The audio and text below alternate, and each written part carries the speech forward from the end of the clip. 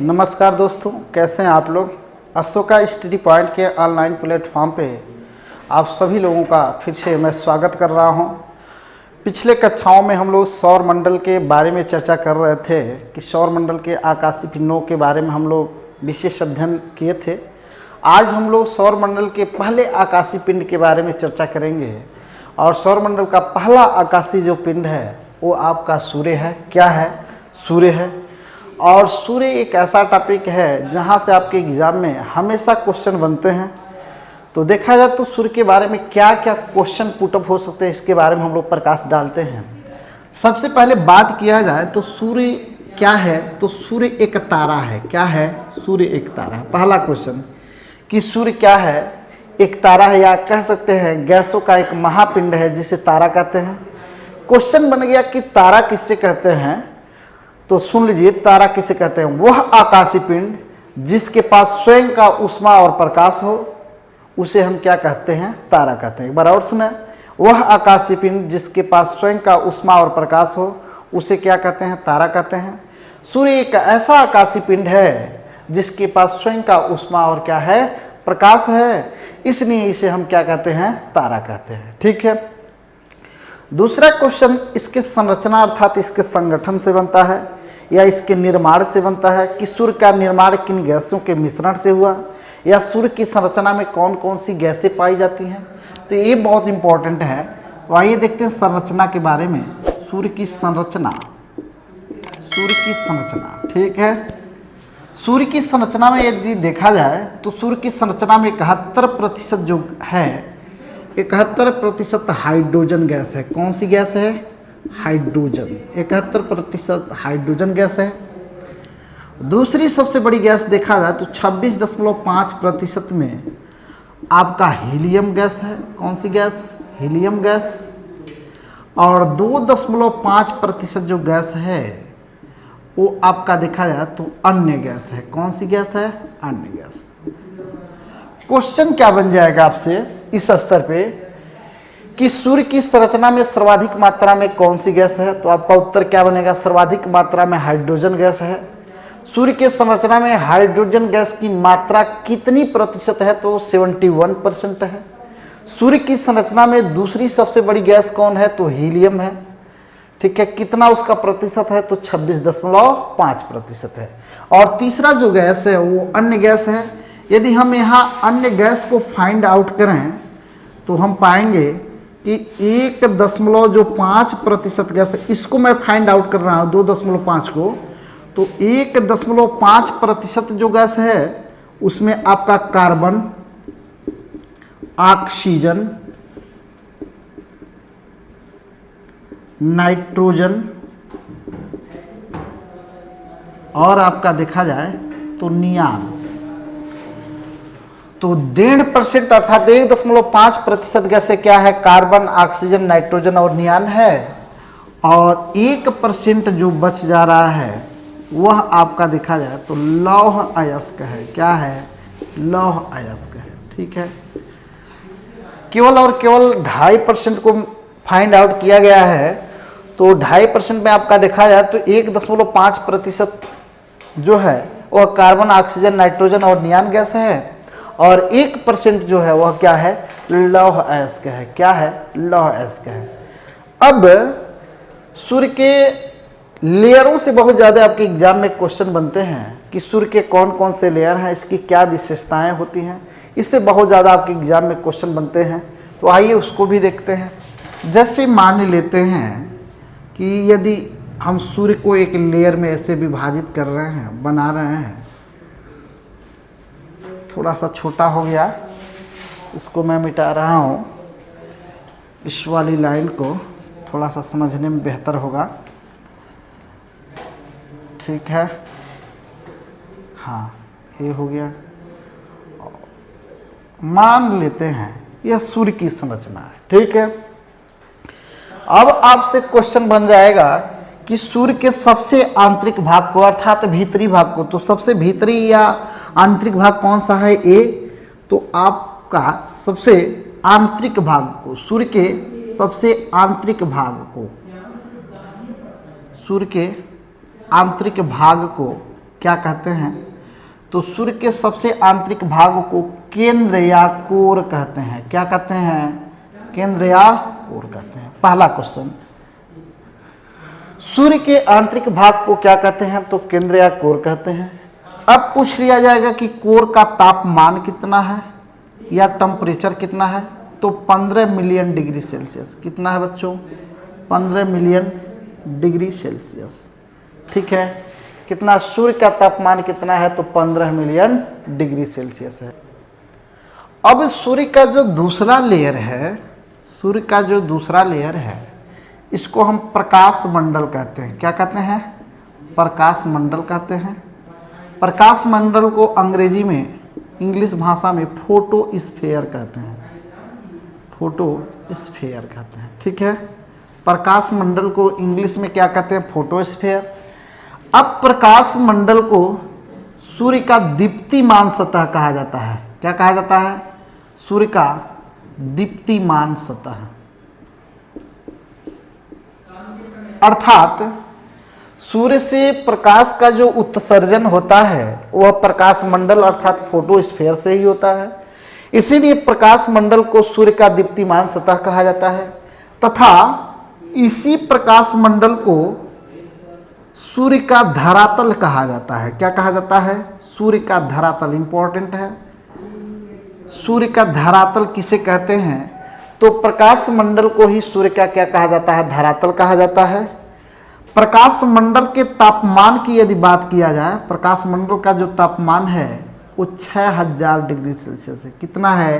6000 degree Celsius. ठीक है, तो आपसे किस तरह से क्वेश्चन बनेंगे कि सूर्य के किस मंडल को सूर्य का दीप्तिमान सतह कहा जाता है? तो प्रकाश मंडल को ही सूर्य का दीप्तिमान सतह कहा जाता है। प्रकाश मंडल को ही सूर्य का धरातल भी कहा जाता है।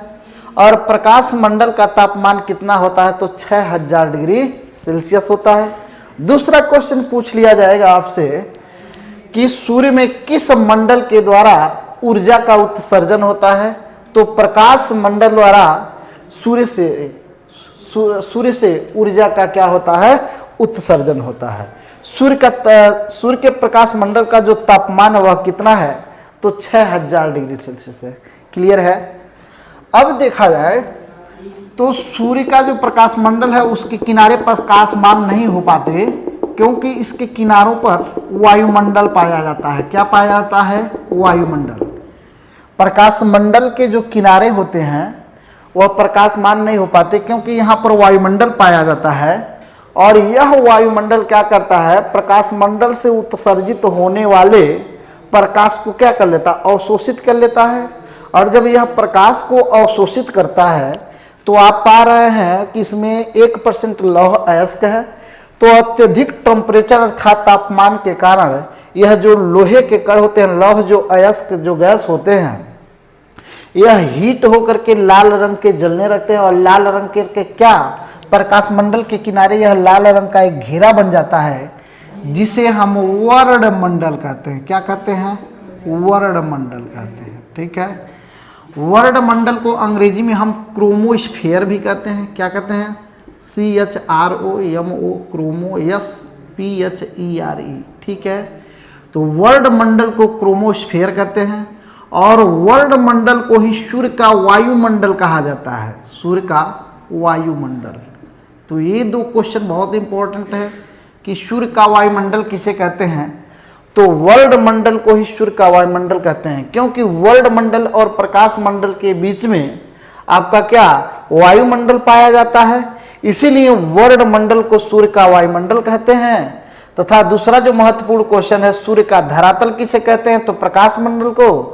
सूर्य का धरातल किसे कहते हैं? तो प्रकाश मंडल को। और सूर्य का वायुमंडल किसे कहते हैं? तो आपका उत्तर क्या बन जाएगा? वर्णमंडल को। क्या बन जाएगा? वर्णमंडल को। अब जो इसका सबसे बाहरी भाग है, यहाँ ऊपर हम समझा दे रहे हैं, सूर्य के सबसे बाहरी भाग को कोरोना या किरीट कहते हैं। क्या कहते हैं? कोरोना। कोरोना ऐसे लिखा जा सकता है, कोरोना या किरीट कहते हैं। क्या कहते हैं? किरीट कहते हैं। इंग्लिश में इसे आप लिख सकते हैं कोरोना। तो सूर्य के सबसे बाहरी भाग को क्या कहते हैं? कोरोना या किरीट कहते हैं। ये जो किरीट वाला भाग होता है सूर्य ग्रहण के समय दिखाई देता है, सूर्य ग्रहण के समय दिखाई देता है। तो आपसे यह भी क्वेश्चन हो जाएगा कि सूर्य का कौन सा भाग सूर्य ग्रहण के समय दिखाई देता है? तो सूर्य का किरीट वाला भाग देखा जाए तो सूर्य ग्रहण के समय क्या होता है? दिखाई देता है। क्लियर है? इतनी बात क्लियर है।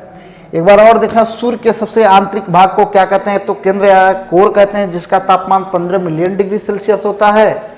और प्रकाश मंडल को ही सूर्य का दीप्तिमान सतह या धरातल कहा जाता है, जिसका तापमान 6000 डिग्री सेल्सियस है। वर्ण मंडल को सूर्य का वायुमंडल कहा जाता है। तथा सूर्य के सबसे बाहरी भाग को देखा जाए तो आपका कोरोना या किरीट कहा जाता है। और सूर्य ग्रहण के समय यह सूर्य का किरीट वाला भाग ही क्या होता है? हमें दिखाई देता है। तो इतनी बात समझ में आई। अब हम लोग आगे चर्चा करेंगे, कुछ और बिंदु है उसके बारे में हम लोग चर्चा करेंगे।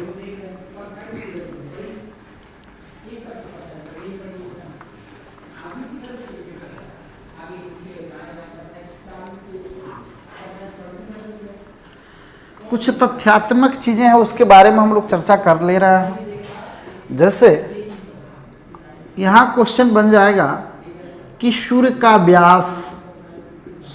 व्यास कितना है? तो सूर्य का व्यास 13,92,200 किलोमीटर है। कितना? 13,92,200 किलोमीटर है। ठीक है, सूर्य का व्यास कितना है? तो 13,92,200 किलोमीटर है, जो पृथ्वी के व्यास से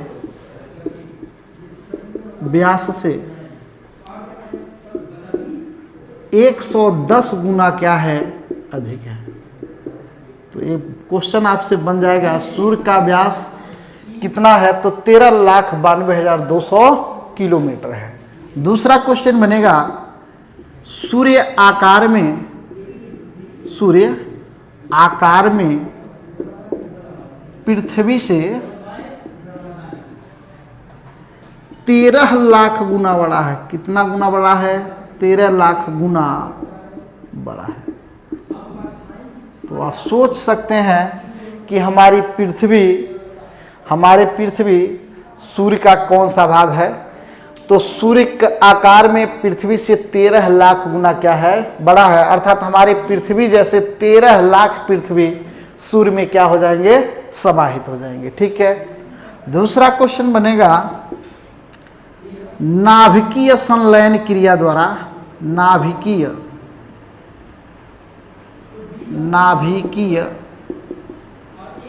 संलयन क्रिया द्वारा सूर्य क्या करता है? ऊष्मा प्राप्त करता है। तो आपसे ये भी क्वेश्चन बनेगा कि सूर्य किस क्रिया द्वारा ऊष्मा प्राप्त करता है? तो नाभिकीय संलयन क्रिया द्वारा सूर्य क्या करता है? ऊष्मा प्राप्त करता है। इससे भी महत्वपूर्ण क्वेश्चन क्या बन जाएगा कि सूर्य को ऊर्जा प्राप्त या ऊष्मा प्राप्त करने का एकमात्र स्रोत सूर्य में ऊष्मा या ऊर्जा प्राप्त करने का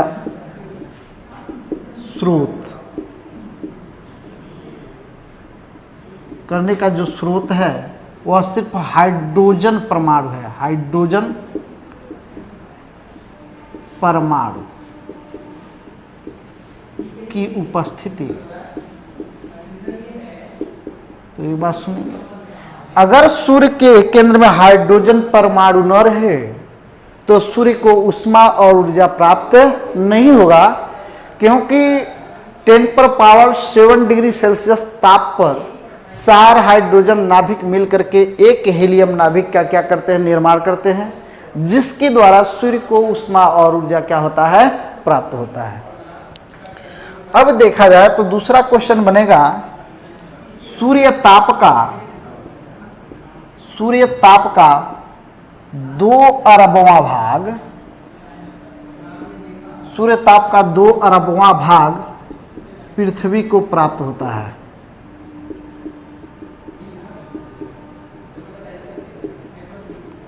तो सूर्य के ताप का जो 2 अरबवां भाग होता है वही भाग पृथ्वी को क्या होता है, प्राप्त होता है। ठीक है, इससे महत्वपूर्ण क्वेश्चन बनेगा सूर्य का प्रकाश पृथ्वी तक पहुंचता है। सूर्य का प्रकाश पृथ्वी तक कितने समय में पहुंचता है? पृथ्वी तक पहुंचता है 8 मिनट 16.6 सेकेंड में। ठीक है, कितने सेकेंड में? 8 मिनट 16.6 सेकेंड में सूर्य का प्रकाश पृथ्वी तक क्या हो जाता है, पहुंच जाता है। यह 8 मिनट 18 सेकेंड भी एवब करके दिया जा सकता है। टू द पॉइंट आपका देखा जाए तो पूछा जाएगा जब सूर्य का प्रकाश पृथ्वी तक पहुंचने में कितना समय लगता है, सूर्य के प्रकाश को पृथ्वी तक पहुंचने में कितना समय लगता है, तो आपका उत्तर क्या हो जाएगा 8 मिनट 16.6 सेकेंड। अगर 16.6 सेकेंड नहीं दिया है तब आपका उत्तर 8 मिनट 18 सेकेंड हो जाएगा। क्लियर है? अब हम लोग आगे इसके बारे में चर्चा करेंगे।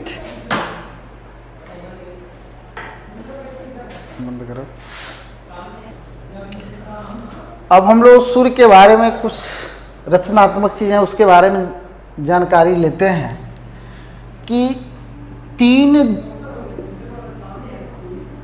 3 जनवरी को, 3 जुलाई पहले लेते हैं, 4 जुलाई पहले अपसौर लेते हैं, उसके बाद 4 जुलाई को अपसौर होता है। क्या होता है? अपसौर, या इसी को सूर्योच्च भी कह सकते हैं। क्या कह सकते हैं? सूर्योच्च। तो ये बहुत इंपॉर्टेंट है और यह एग्जाम में अक्सर पूछे जाते हैं कि किस तिथि को अपसौर या सूर्योच्च होता है। तो 4 जुलाई को अपसौर या सूर्योच्च होता है। यह अपसौर या सूर्योच्च है क्या, इसके बारे में हम समझते हैं। जैसे मान लीजिए ये पृथ्वी है, ठीक है, और इस दीर्घ वृत्ताकार क्षेत्र में मान सूर्य है, सॉरी यह सूर्य है, और मान लेते हैं यह पृथ्वी अपने इस क्षेत्र में, इस दीर्घ वृत्ताकार क्षेत्र में सूर्य के चारों तरफ क्या कर रही है, परिक्रमा कर रही है। तो देख रहे हैं आप, जब पृथ्वी यहाँ पहुँच रही है इस क्षेत्र में तो सूर्य से सर्वाधिक दूर हो जा रही है, और जब पृथ्वी यहाँ पहुँचेगी तो यह सूर्य के क्या हो जाएगी, निकट हो जाएगी। क्या हो जाएगी? निकट हो जाएगी। और यह क्या होगी, दूर हो जाएगी। तो जब पृथ्वी सूर्य से सर्वाधिक दूरी पर,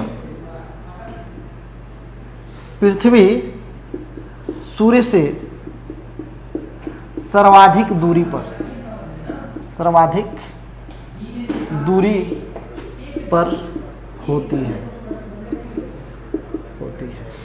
कितना, तो 15.21 करोड़ किलोमीटर। ठीक है, इतनी दूरी होती है। ठीक है, तो इम्पोर्टेंट है कि जब पृथ्वी सूर्य से अधिकतम दूरी पर होती है तो उस स्थिति को क्या कहते हैं, तो उस स्थिति को हम अपसौर या सूर्योच्च कहते हैं। एक बार और सुने, जब पृथ्वी सूर्य से सर्वाधिक दूरी पर होती है तो उस स्थिति को क्या कहते हैं, अपसौर या सूर्योच्च कहते हैं। अपसौर या सूर्योच्च किस तिथि को होता है, तो 4 जुलाई को। दूसरे तरीके से क्वेश्चन पूछ लिया जाएगा कि किस तिथि को पृथ्वी सूर्य से सर्वाधिक दूरी पर होती है, तो इस कंडीशन में भी आपका उत्तर 4 जुलाई ही सही हो जाएगा। लेकिन यदि यह पूछता है कि अपसौर या सूर्योच्च किस तिथि को होता है, तो आपका सीधा सा उत्तर 4 जुलाई को होता है। अपसौर या सूर्योच्च के दिन जब पृथ्वी सूर्य से अधिकतम दूरी पर होती है तो उस समय दोनों के बीच की जो दूरी होती है वह कितना होता है, तो 15 करोड़ 21 लाख किलोमीटर होती है। कितना? 15 करोड़ 21 लाख किलोमीटर होता है। ठीक है, वैसे यदि हम बात करें तो सूर्य से जो औसत दूरी है, सूर्य से पृथ्वी की जो औसत दूरी है तो 14.96 करोड़ किलोमीटर है। ठीक है, पृथ्वी और सूर्य के बीच की दूरी 14.96 करोड़ किलोमीटर है। कितना है? 14.96 करोड़ किलोमीटर है। अब दूसरा क्वेश्चन बनता है, अपसौर या सूर्योच्च तो हो गया, 4 जुलाई को होता है। क्या होता है कि पृथ्वी सूर्य से सर्वाधिक दूरी पर होती है। दूसरा क्वेश्चन, जब 3 जनवरी को क्या होता है, उपसौर होता है, उपसौर या सूर्य नीच। तो नाम से स्पष्ट हो गया होगा कि अपसौर का विलोम क्या होता है, उपसौर। तो जाहिर सी बात है कि उपसौर अपसौर का या सूर्योच्च का क्या हो जाएगा, उल्टा हो जाएगा। अर्थात जब इसमें अपसौर में पृथ्वी सूर्य से सर्वाधिक दूरी पर हो रही है तो जाहिर सी बात है उपसौर में पृथ्वी सूर्य के सर्वाधिक निकट होगी। तो एक क्वेश्चन बनेगा, उपसौर या सूर्य नीच, मतलब सूर्य कब पृथ्वी के सर्वाधिक निकट होता है या पृथ्वी सूर्य के सर्वाधिक निकट किस तिथि को होती है, तो 3 जनवरी को होती है। और 3 जनवरी को जब पृथ्वी सूर्य के सर्वाधिक निकट होती है तो इस स्थिति को हम क्या कहते हैं, उपसौर या सूर्य नीच कहते हैं। इस कंडीशन में होता क्या है कि पृथ्वी सूर्य के सर्वाधिक निकट, सूर्य के सर्वाधिक निकट होती है, ठीक है, निकट होती है। कितने किलोमीटर की दूरी होती है उस समय, तो 14 करोड़ 70 लाख किलोमीटर, जो 14.70 करोड़ किलोमीटर, ठीक है। तो ये आपसे क्वेश्चन बन जाएगा कि किस तिथि को उपसौर या सूर्य नीचे होता है, तो आपका उत्तर 3 जनवरी को उपसौर या सूर्य नीचे होता है। सूर्य नीचे में स्थिति क्या होती है कि पृथ्वी सूर्य के सर्वाधिक निकट होती है। और ऐसे पूछ जाएगा, जब पृथ्वी सूर्य के सर्वाधिक निकट होती है तो उन दोनों के बीच कितने किलोमीटर की दूरी होती है, तो 14 करोड़ 70 लाख किलोमीटर की क्या होती है, दूरी होती है, ठीक है। और जब पृथ्वी सूर्य से अधिकतम दूरी पर होती है तो उसे हम क्या कहते हैं, अपसौर। और इस स्थिति में दोनों के बीच की जो दूरी होती है पृथ्वी और सूर्य के बीच की, वह आपका 15 करोड़ 21 लाख किलोमीटर की होती है। जबकि पृथ्वी और सूर्य के बीच की औसत जो दूरी देखा जाए तो 14 करोड़ 96 लाख किलोमीटर होता है। अब देखिए क्वेश्चन बन सकता है, आपके दिमाग में क्वेश्चन आ रहा होगा कि सर जब जनवरी में पृथ्वी सूर्य के सर्वाधिक निकट हो रही है तो सर्वाधिक गर्मी होना चाहिए, और जब 4 जुलाई को पृथ्वी सूर्य से सर्वाधिक दूर हो रही है तो सर्वाधिक ठंडा होना चाहिए। लेकिन ऐसा नहीं है। देखिए 3 जनवरी को क्या होता है कि हमारे यहाँ 3 जनवरी को क्या आपका शीत ऋतु का आगमन हुआ होता है, और वायुमंडल में अर्थात एटमॉस्फेयर में बादल के कण कुहासे पाए जाते हैं अत्यधिक मात्रा में। यह क्या करते हैं, कुहासे और बादल सूर्य के प्रकाश को तुरंत क्या करते हैं, रिफ्लेक्टेड कर देते हैं। एक कॉन्सेप्ट और कि बादलों के पास सूर्य के प्रकाश को 70% रिफ्लेक्टेड करने की क्षमता होती है। तो बादलों के पास सूर्य के प्रकाश को 70% रिफ्लेक्टेड, परावर्तित करने की उनके पास क्या होती है, क्षमता होती है।